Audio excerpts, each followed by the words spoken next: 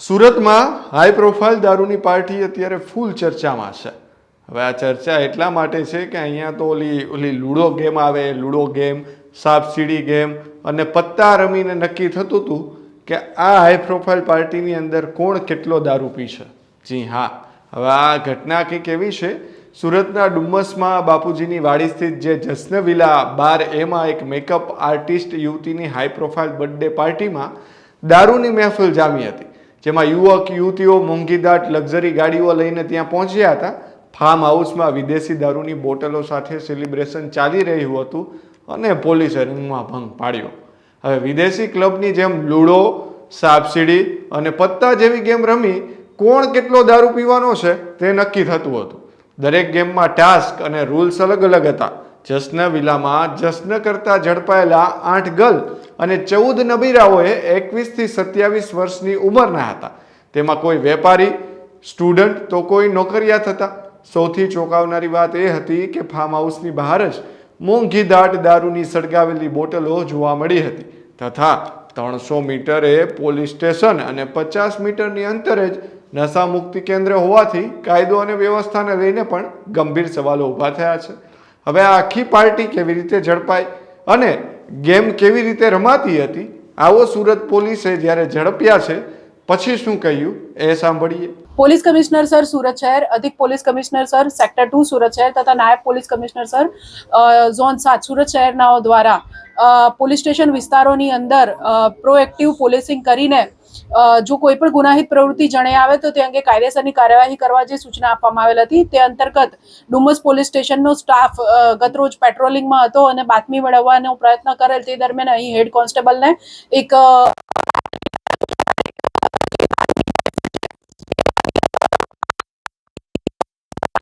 MB Patel અને એમની team દ્વારા ગઈકાલે રાત્રે સુલતાનાબાદ ખાતે આવેલા બાપુજીની વાડી જે ફાર્મ હાઉસ છે ત્યાં ગાડી રેડ કરવામાં આવેલ છે અને રેડ દરમિયાન કુલ 22 વ્યક્તિઓ દારૂની મહેફિલ કરતા પકડાઈ આવેલ છે. જે પ્રાથમિક પૂછપરછ દરમિયાન જણાઈ આવેલ છે કે આ લોકો જે એક લેડીની બર્થડે હતી એ બર્થડેની અંદર એના માટે આ પાર્ટીનું આયોજન કરેલ હતું. પોલીસ દ્વારા મોડી રાત્રે 2:30 વાગે આ જે ફાર્મ હાઉસ છે તે ખાતે રેડ કરીને તમામ જે કાયદેસરની કાર્યવાહી કરવામાં આવેલ છે અને જે પ્રોહિબિશન એક્ટ છે એની સંબંધિત કલમો હેઠળ ગુનો દાખલ કરીને આગળની કાર્યવાહી કરેલ છે. આ કામે જે મુદ્દામાલ પોલીસ દ્વારા જપ્ત કરવામાં આવેલ છે તેની વિગત જોઈએ તો સ્થળ ઉપરથી રેડ કરતા એક વિસ્કીની બોટલ, પેક તથા અન્ય અલગ અલગ પ્રકારના દારૂ જે છે એની 5 અર્ધભરેલ બોટલ તથા બિયરના ટીન અને સોફ્ટ ડ્રિંક્સની બોટલ વગેરે મળી આવેલ હતું. એ ઉપરાંત કુલ પોલીસ દ્વારા 9 જે 4 વ્હીલર ગાડી છે જેની કિંમત અંદાજે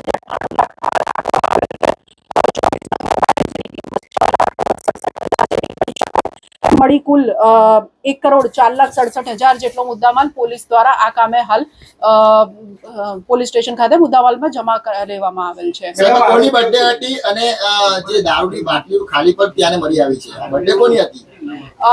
રિદ્ધિ જરીવાલા કરીને એક જે મહિલા છે તેઓની બર્થડે હતી અને તેઓની બર્થડેના કામે એમને જે મિત્ર મંડળ છે સુરત શહેરના અલગ અલગ વિસ્તાર જેમ કે અલથાણ, વેસુ, પાલ એવા અલગ અલગ વિસ્તારો અને બીજા પણ વિસ્તારોમાંથી એમનો મિત્ર મંડળ ભેગું થઈને અહીંયા એ લોકો રાતના પાર્ટી બર્થડે નિમિત્તે કરી રહેલા હતા. પાર્ટી કરનાર લોકો કુલ 22 છે. જે મેં આગળ જણાવ્યું કે રિદ્ધિ છે એની બર્થડે પાર્ટીમાં એણે પોતાના મિત્ર મંડળને બોલાવેલ હતું.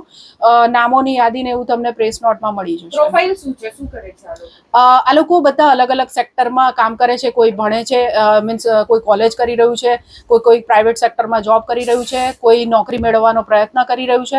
એમ દરેક વ્યક્તિની પ્રોફાઇલ અલગ અલગ છે.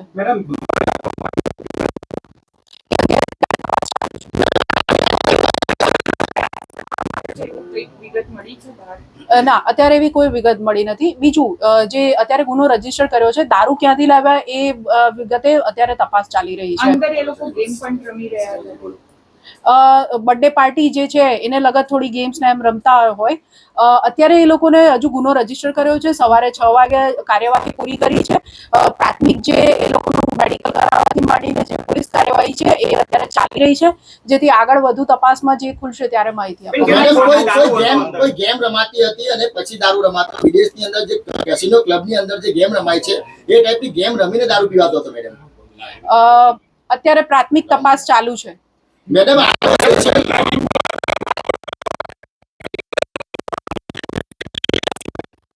આ તો અમે સર્ચ ઓપરેશન કરી લઈશું. મેડમ ગાડી કેમ કબજે હજી તકમાં લીધી નથી આ લોકોની?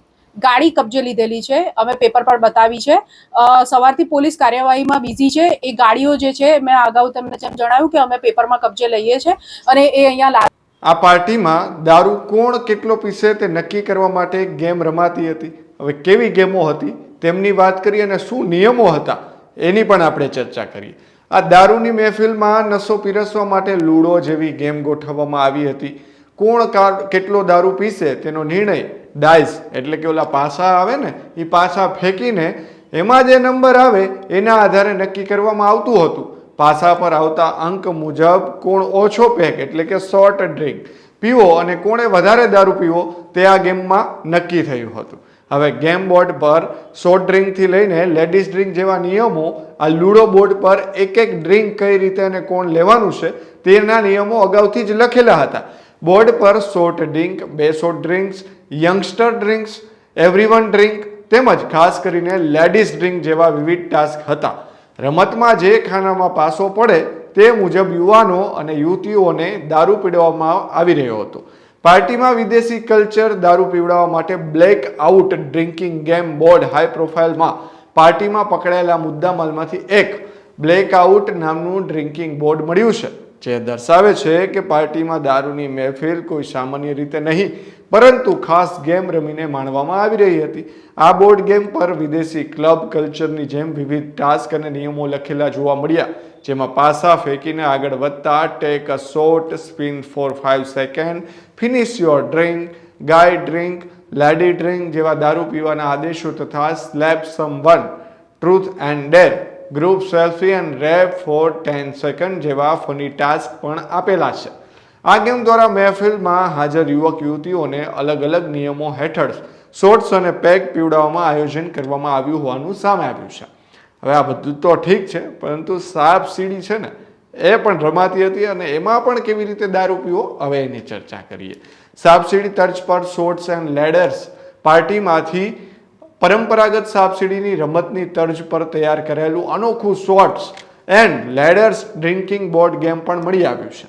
આ બોર્ડ ગેમ 1 થી 49 અંકનું બનેલું છે, જેમાં પાસા ફેંકીને આગળ વધતા ખેલાડીઓએ વિવિધ નિયમોનું પાલન કરવાનું રહેતું હતું. બોર્ડ પર દર્શાવેલા નિયમો મુજબ ચોક્કસ ખાનામાં આવતા ટેક અ શોટ એટલે કે દારૂનો પેક પીવો, ગીવ અ શોટ એટલે કે બીજાને પેક પીવડાવો તેમજ વિવિધ ક્રમાંકો પર ટ્રુથ ઓર ડેર જેવા ટાસ્ક કરવાના નિર્દેશ હતા. આ ઉપરાંત સીડી મળે તો ચડવાનું અને સાપના મોઢા પર આવતા નીચે સરકવા જેવા નિયમો સાથે આખી મહેફિલને એક ઓર્ગેનાઇઝ ડ્રિંક ગેમ બનાવીને દારૂ સેવન કરવામાં આવી રહ્યું હતું. પોલીસ સ્ટેશન અને વ્યસન મુક્તિ કેન્દ્ર નજીક ચાલતી દારૂની મહેફિલ પોલીસ સ્ટેશનની માત્ર 300 મીટર અને વ્યસન મુક્તિ કેન્દ્રથી 50 મીટરના અંતરે આવેલા ફાર્મ હાઉસમાં યુવાનો દ્વારા બર્થડે પાર્ટીના નામે બિંદાસ્તપણે દારૂની હાઈ પ્રોફાઇલ મહેફિલ માણવામાં આવી રહી હતી. જોકે આ અંગે ડુમસ પોલીસને ચોક્કસ બાતમી મળતા જ પોલીસે તાત્કાલિક સ્થળ પર દરોડા પાડ્યા હતા. પોલીસે પાર્ટીમાં દારૂના નશામાં ચૂર તમામ યુવક યુવતીઓને રંગે હાથ ઝડપી તેમની વિરુદ્ધ કાયદેસરનો ગુનો અને આગળની કાર્યવાહી હાથ ધરી છે. હવે મહેફિલમાં દારૂ પીરસવા માટે પત્તાની એટલે કે કેટ આધારિત એક ખાસ કાર્ડ રૂલ નામનો ડ્રિંકિંગ ગેમ ચાર્ટ તૈયાર કરવામાં આવ્યો હતો. પહેલા જોયું લૂડો, પછી આપણે જોયું સાપસીડી અને હવે પત્તા. હવે તેમાં કઈ રીતે રમાતું હતું તેમની પણ આપણે વાત કરી. પત્તાના દરેક નંબર મુજબ દારૂ પીવાનો અનોખો નિયમ દર્શાવ્યો હતો. આ ચાર્ટ અનુસાર એકો એ આવે તો ખુદ સિવાય બાકીના તમામે દારૂ પીવાનું, રાણી આવે તો તમામ યુવતીએ દારૂ પીવો, બાદશાહ આવે તો તમામ પુરુષોએ દારૂ પીવો તેમજ ગુલામ આવે તો ગ્રુપ શોટ લેવા જેવા ટાસ્ક નક્કી હતા. આ ઉપરાંત પત્તાનો રંગ ઓળખો અથવા ડ્રિંક લો, કોઈને હસાવો અથવા દારૂ પીવો અને આખો પેક પૂરો કરો જેવા નિયમો બનાવીને પત્તા ખેંચીને એકબીજાને દારૂ પીવડાવવાની હાઈટેક રમત રમાડવામાં આવી રહી હતી. એસીપી શ્વેતા ડેનિયલે જણાવ્યું હતું એ પ્રમાણે કે સુલતાનબાદમાં બાપુજીની વાડી ફાર્મ હાઉસ પર મોડી રાત્રે 2:30 વાગ્યે દરોડા પાડ્યા હતા અને આ દરોડા દરમિયાન ફાર્મ હાઉસમાંથી 22 યુવક યુવતીઓ દારૂની મહેફિલ માણતા રંગે હાથે ઝડપાયા હતા. ઝડપાયેલામાં 8 મહિલાઓ અને 14 પુરુષો. આ તમામ લોકો વિવિધ ક્ષેત્રો સાથે જોડાયેલા છે. તેમાં કેટલાક કોલેજોમાં વિદ્યાર્થી છે, તો કેટલાક ખાનગી કંપનીઓમાં નોકરી કરે છે, તો કેટલાક નોકરી મેળવવા પ્રયાસ કરી રહ્યા છે. આ ફાર્મ હાઉસ કેટલા રૂપિયામાં અને કયા હેતુથી ભાડે આપવામાં આવ્યું હતું તે જાણવા હવે માલિકની પણ તપાસ હાથ ધરવામાં આવી છે. એટલે કે હવે માલિક પણ પાક્કું ફસાવાના છે, કારણ કે તેમણે આ જે પાર્ટી કરવા માટે આપ્યું હતું તો તે શા માટે આપ્યું હતું અને કયા હેતુથી આપ્યું હતું તેની તપાસ હવે શરૂ કરવામાં આવી છે. તમે પણ જોજો હો, સુરતમાં તો હવે આ બધું ચાલી રહ્યું છે. જેમ વિદેશની અંદર જે ટાસ્ક અપાય અને જેમ ગેમ્સ જે પાસાઓ પડે, પત્તાઓની અંદર એકો રાજા રાણી ખુલે, તેવી રીતે પેક પીવાના હતા તેવું હવે સુરતમાં પકડાયું છે. ત્યારે હવે હાલ સમગ્ર આ જે નબીરાઓ પકડાયા છે, યુવક યુવતીઓ, તેમની સામે તો કડક કાર્યવાહી થઈ રહી છે. ખેડૂત ભાઈઓ છે ખેતરમાં ડ્રોન ઉડાવતા હોય છે ત્યારે આપણે એક પ્રશ્ન સતાવતો હોય છે કે જે આપણે અત્યાર સુધી જીપીએસ ટેકનોલોજી વાળા ડ્રોન વાપર્યા છે, જેથી કરીને મોબાઈલ ટાવર છે અથવા તો હાઈ ટેન્શન લાઈન પસાર થતી હોય, કોઈ વૃક્ષો હોય, ત્યારે જે જીપીએસ ટેકનોલોજી વાળા ડ્રોન છે એમાં ટકરાય અને ટ્રેસ થાય છે. પણ એગ્રીવન લાવ્યું છે GNSS ટેકનોલોજી ડ્રોન, જેથી કરીને એ ડ્રોન છે એ કોઈ જગ્યાએ ટકરાય નહીં, પોતાની રીતે જ ડિસિઝન લે છે અને મૂવ થઈ જાય છે. જેથી કરીને GNSS ટેકનોલોજી ડ્રોન છે એ વાપરવાનો આગ્રહ રાખો.